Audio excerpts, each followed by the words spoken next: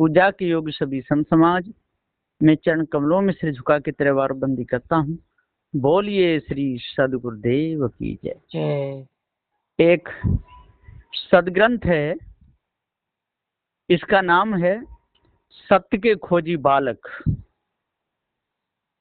इसके रचयिता आचार्य सदगुरु श्री महंत साहब जी, वर्तमान गद्दी नसीन श्री कवि निर्णय मंदिर, मुकाम पोस्ट बुरहानपुर, मोहल्ला नागझरी, जिला बुरहानपुर, मध्य प्रदेश। इसके प्रकाशक हैं श्री सुप्रकाश साहब जी, संत सम्राट गुरु कबीर आश्रम, गंज के पास बाड़ी, धौलपुर, राजस्थान। सदगुरुदेव ने एक ग्रंथ लिखा था और कई दिन इसको रखे हो गए, बहुत साल भी हो गए। कई बार साहब जी ने कहा इसको छपवा दीजिए, पर गुरु जी कह देते थे मुझे फुर्सत नहीं है। तो साहब जी कह रहे हैं, नित्य स्मरणीय पारक निष्ठ सदगुरु श्री कबीर साहब जी के पारक सिद्धांत के बुरहानपुर श्री कवि निर्णय मंदिर के वर्तमान गद्दी नसीन आचार्य सदगुरु श्री महंत साहब जी एक महान वैराग्यमान, महान दयालु, सर्व सद्गुण संपन्न, लक्षण प्रतिभा संपन्न संत हैं। आप बड़े ही तार्किक, प्रखर बुद्धि के, शास्त्रार्थ करने में रुचि रखने वाले थे। सर्वप्रथम में 1974 ईस्वी में घर छोड़कर बुरहानपुर श्री कवि निर्णय मंदिर आया। तब आपके दर्शन हुए। आपने अपने साधु भेष के प्रारंभिक भ्रमण काल में एक पुस्तक की रचना की थी। आप प्रतिवर्ष बाड़ी कबीर आश्रम पर भी आते थे। एक बार 5 महीने आपके साथ रहने का मौका भी मिला, लेकिन आपने पुस्तक लिखने के बारे में नहीं बताया। कुछ वर्ष पूर्व आपने कहा कि एक पुस्तक लिखी रखी है, नाटक के रूप में है। यदि छप जाए और नाटक खेला जाए तो जल्दी लोगों की समझ में पारक सिद्धांत आ जाएगा।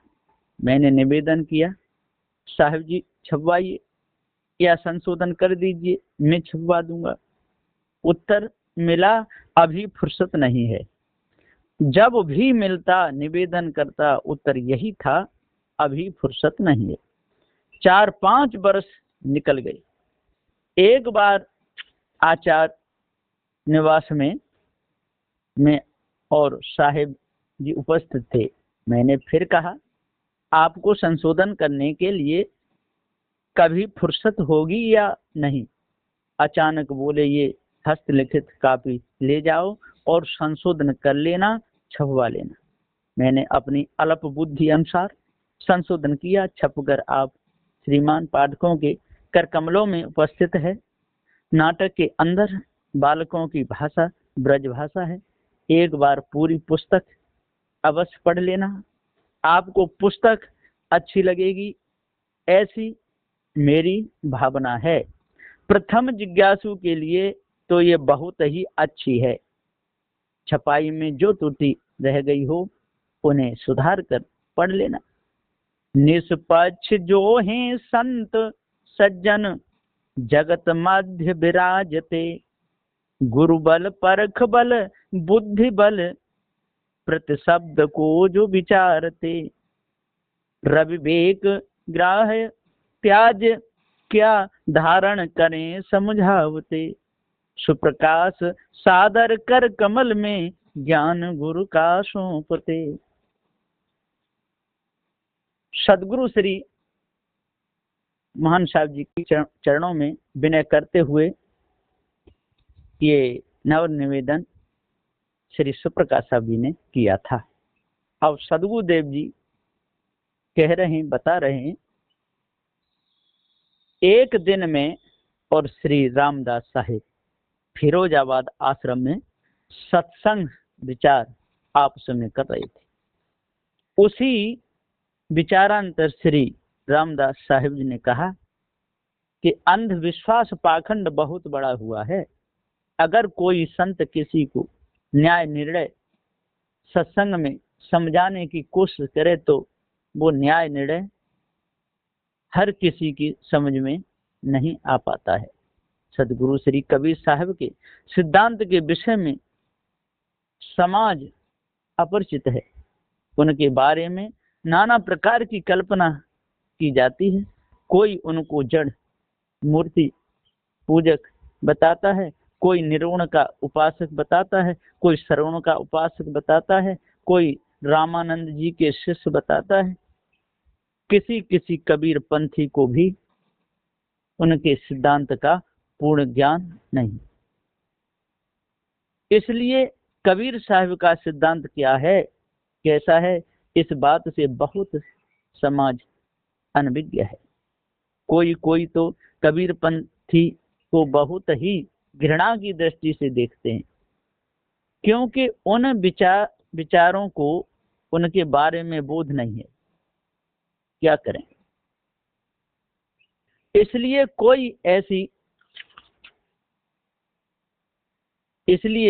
कोई ऐसी तरकीब होनी चाहिए जिससे कि श्री कबीर साहब जी का यथार्थ सत्य निर्णय समाज के सम्मुख रखा जा सके और पढ़ें व अनपढ़ सभी उससे लाभ उठा सकें।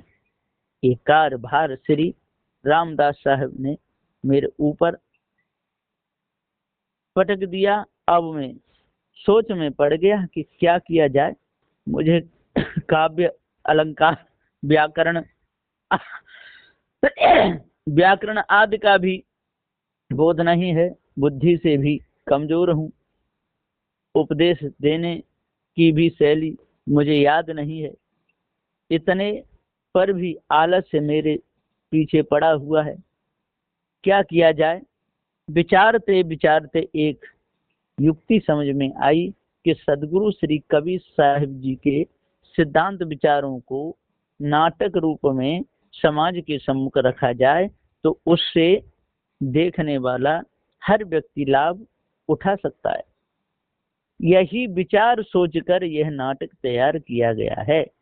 सज्जनों, यह नाटक कल्पित है, परंतु इसमें सदगुरु श्री कबीर साहब जी के सिद्धांत को समझाने की कोशिश की गई है। इसमें मेरा अपना कुछ भी नहीं है। मैंने तो सदगुरु देव वर्तमान बुरहानपुर कबीर पंथ आचार्य गद्दी नसीन श्री राम स्वरूप साहिब जी द्वारा जैसा बोध प्राप्त किया वह सदग्रंथ बीजक त्रिज्या पंचग्रंथी शतग्रंथी निरपक्ष सत्य ज्ञान दर्शन आदि सदग्रंथों की सहायता लेकर यह नाटक तैयार किया गया है। इस नाटक में प्रसंगानुसार कुछ ब्रज के रसिया भजन अन्य कवियों की रचना में से लिए गए हैं। उन भजनों में कवियों की छाप लगी हुई है। मैं उन सभी का आभारी हूँ। बाकी भजन कविता आदि खुद की बनाने की कोशिश की गई है। मुझे कविता का ज्ञान न होने की वजह से कविताओं में त्रुटियां भी काफी होंगी। विद्वजन उन्हें सुधार कर पढ़ने की कृपा करेंगे। मेरे में नाटक रचने की योग्यता नहीं है। सिर्फ संतों की आज्ञा का पालन किया है। प्रमाण बतौर अन्य ग्रंथों की भी सहायता ली गई है। वो पाठकों को नाटक पढ़ने से मालूम पड़ ही जाएगी। सज्जनों, इस नाटक का शीर्षक है सत्य के खोजी बालक। इस नाटक में यह दिखाया गया है कि सत्य की खोज में कितने प्रयत्न की, कितनी लगन की व कितनी बुद्धि की आवश्यकता होती है। इसमें 9 बच्चे सत्य की खोज के लिए चलते हैं। 9 में से 6 तो बीच में ही अटक जाते हैं। एक बालक घर के मोह में ही अटक जाता है। आखिर मंजिल पर 2 बालक पहुंचते हैं। यह नाटक 3 भागों में बनाया गया है। पहले भाग में पहले भाग में भक्ति योग के उपदेश, त्रिकांडी साधुओं के उपदेश का खंडन बच्चों ने अपनी प्रखर बुद्धि से किया है। उससे आगे ब्रह्मज्ञानी जी भी बच्चों की शंका समाधान नहीं कर पाए। आखिर में हार मानकर यह कह देते हैं कि भाई मैं तुम्हारी शंका समाधान नहीं कर पाऊंगा। इतना उत्तर सुनकर विवेक प्रकाश और ज्ञाने से ये दो बालक सत्य की खोज में घर बार छोड़कर जंगल में निकल जाते हैं। जंगल में इन्हें नाना प्रकार की कठिनाइयां का सामना करना पड़ता है। आखिर में इन बच्चों को सत्य निर्णायक पार की संत सदगुरु मिल जाते हैं और इनकी सर्व शंकाओं का समाधान करके इन्हें सत्य का बोध कराते हैं। यही नाटक में दिखाया गया है। श्री सदगुरुदेव के मुखारविंद से जो मैंने उपदेश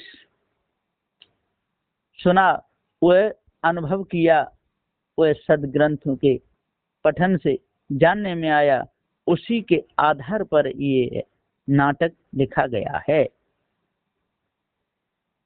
वंदना। परम विवेकी पारखी बंदी छोर कृपाल, पारख बोध दाता प्रभु सदगुरु दीन दयाल।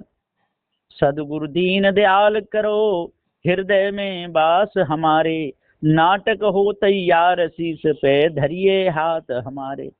पारख दृष्ट प्रदान करी आचार बुरहान पुरवारे, साहिब श्री राम स्वरूप सोई सदगुरु सर ताज हमारे। संत सम्राट कृपाला जपूं तुमरी में माला, आसरो मोह त्यारो महान दास की नाब, नाथ अब खेच के पार पे डारो। नाटक उद्देश्य। सज्जन सब छोटे बड़े आज सुनो धर धीर, पुष्प एक प्रस्तुत करूं संत बचन बन धूर। संत चरण बन धूर लेखनी अपने हाथ उठाऊं, सत्य के खोजी बच्चों का कुछ जीवन चरित्र सुनाऊं। नई इतिहास प्रमाण मनोकल्पित मजबूर बनाऊं, शास्त्र संत निर्णामृत को मैं नाटक में दर्शाऊं। रचीनो बालकों के ज्ञान की अद्भुत कहानी ये, सत्य के खोजी बच्चों की नाटे जीवन कहानी ये। सत्य दर्शन के खोज में भाइयों मुसीबत जैसी पड़ती है, जरा नक्शा यहाँ खींचा मुश्किलों जो अटकती है। सत्य दर्शन के अभिलाषी कोई दुनिया में बिरले हैं, सत्य अभिलाषियों में भी सत्य पथगामी बिरले हैं। सत्य पथगामियों में भी सत्यदर्शी भी बिरले हैं, सत्यदर्शी भी संतों में स्थितिमान बिरले हैं। स्थितिवान संतों में लाभ बिरले उठाते हैं, यही उद्देश्य नाटक का समझ कोई बिरले पाते हैं। बेहतर चले सत्य खोजन को नौ बाल का, कस कमर दिल में उत्साह भारी मना। वेदना चक्रव्यूह का भी आसान है वाणी, व्यूह वेदना अटके टेढ़ी कला। 9 में से फंस गए 6 तो इस व्यूह में, एक हिम्मत को खो करके बैठा धरन।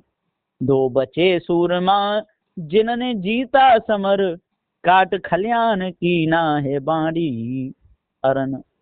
सदगुरु से मिला मार्ग दर्शन उन्हें, पापरख दृष्टि मन में स्याए महा। सत्य के खोजी को अब सत्य दर्शन हुए, तब निछावर किया खुद को गुरु के चरण। ये नाटक है अलबेला समझे कोई गुरु गम चेला, ध्यान सब इत को दीजे महान दास की अर्ज सभी चित दे करके सुन लीजिए। पात्र परिचय। 9 बालक। विवेक प्रकाश, ज्ञानेश, सुशील, सत्येंद्र, राकेश, गोविंद, मुकुंद, मनसुका, धर्मेंद्र। 10 महात्मा। 3 महात्मा ठग, 3 त्रिकांडी महात्मा और 1 ब्रह्मज्ञानी, 1 पारखी संत, 1 मौलवी साहब और 1 पादरी जी। 10 पंडित पात्र, 4 मात्रा माता पिता। 9 बच्चों में आपस में बहुत प्रेम है। ये एक ही साथ एक ही क्लास में पढ़ते हैं, एक ही साथ खेलते हैं। पढ़ने में सभी बच्चे होशियार हैं। एक दिन पाठशाला से छुट्टी होने पर ये बच्चे एक मैदान में खेलने लग जाते हैं। उधर होकर एक मुर्दा को लिए कुछ आदमी निकले और राम नाम सत्य है की ध्वनि बोलते जा रहे हैं। बालक उधर देखने लग जाते हैं। मुर्दा को लेकर आदमी मरघट भूमि की ओर चले आते हैं। विवेक प्रकाश बालक भी उन आदमियों के साथ साथ जाता है और बालक पुनः खेलने में लग जाते हैं। मरघट भूमि में मुर्दा जलाया जाता है। विवेक प्रकाश एक ऊंचे टीले पर बैठकर यह सब चरित्र देखता रहता है। मुर्दा जलाकर सब आदमी चले जाते हैं। बालक विवेक प्रकाश वहीं बैठा बैठा गहरे विचारों में डूब जाता है।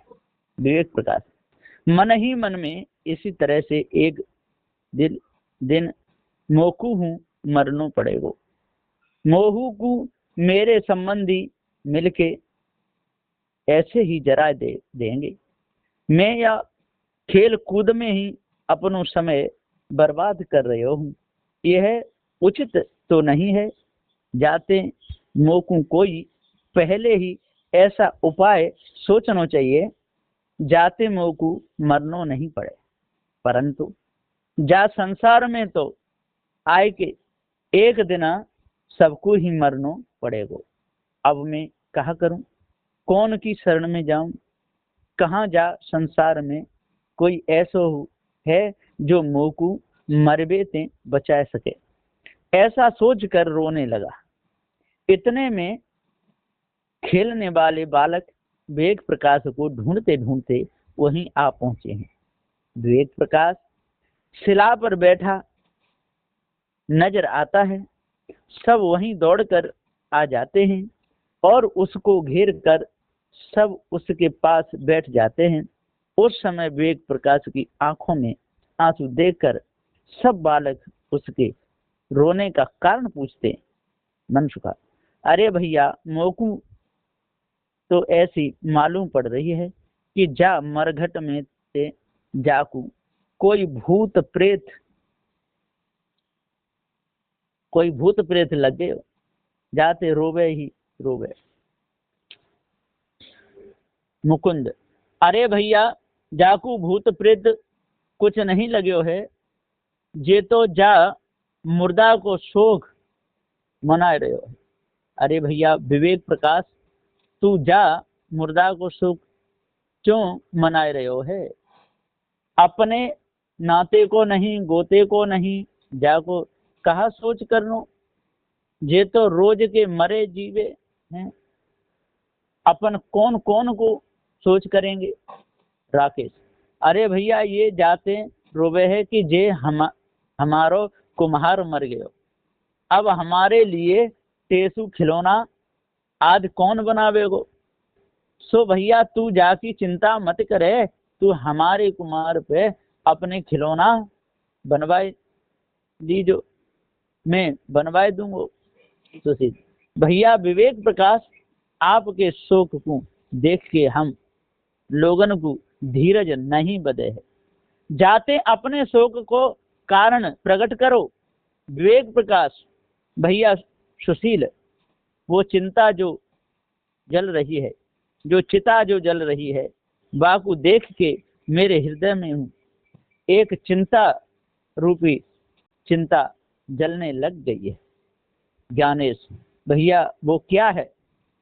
विवेक प्रकाश, भैया ज्ञानेश, जैसे आज वो कुम्हार चिता में जरायो गयो है, तैसे ही काहू दिन समय आयवे पे हम तुम सब आगे पीछे जा चिता में जराए जाएंगे। सो भैया जा चिता को रोग मोह लग गयो। अब कहा करनो चाहिए? जा खेलवे कूदवे ते अपनो कहा काम सिद्ध होवे वो।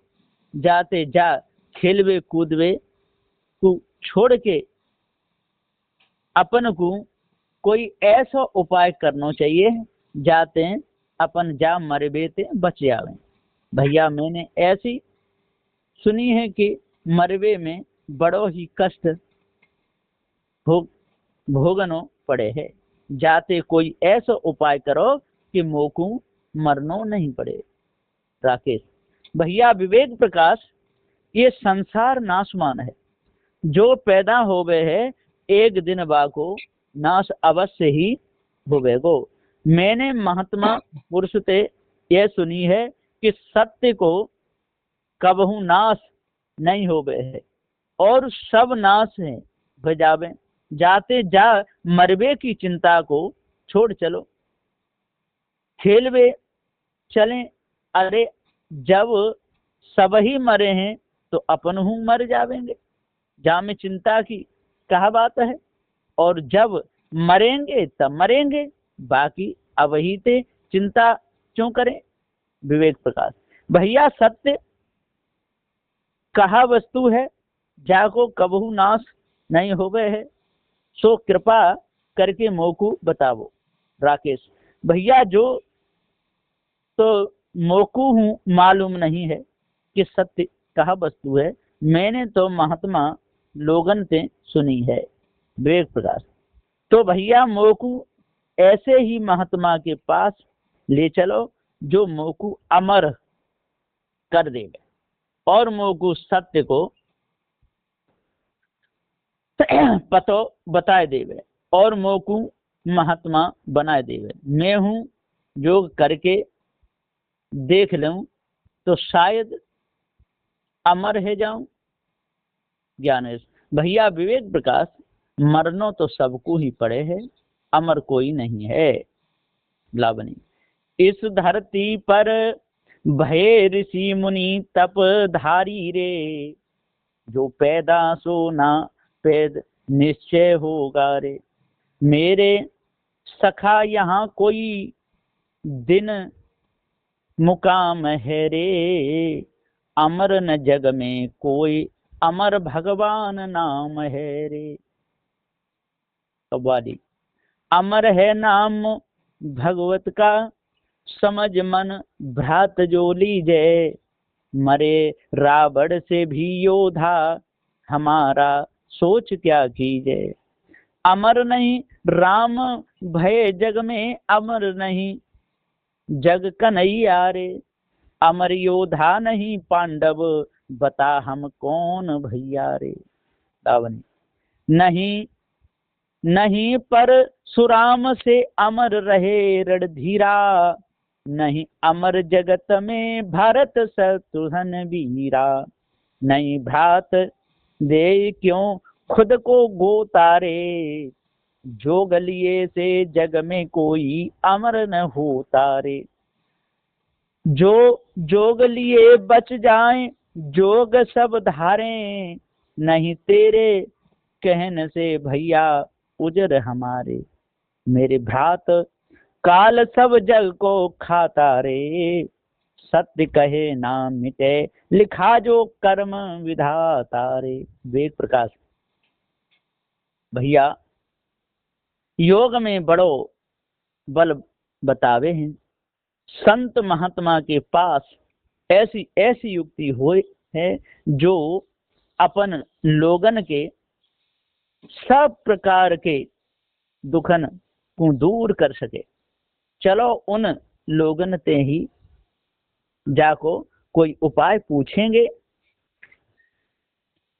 योग प्रताप क्या वर्णो भैया तो को, बिन योग न मोको दीखे कोई कहाँ को। मेरे भ्रात योग ते सृष्टि रची करतार, योगी के प्रताप ईस कहलावे जगताधार। मेरे सखा योग ते दुर्लभ है कछुनाए, घर चाहे ये जीव योग ते ईस तुरत बन जाए। अब पर्दा खुलता है।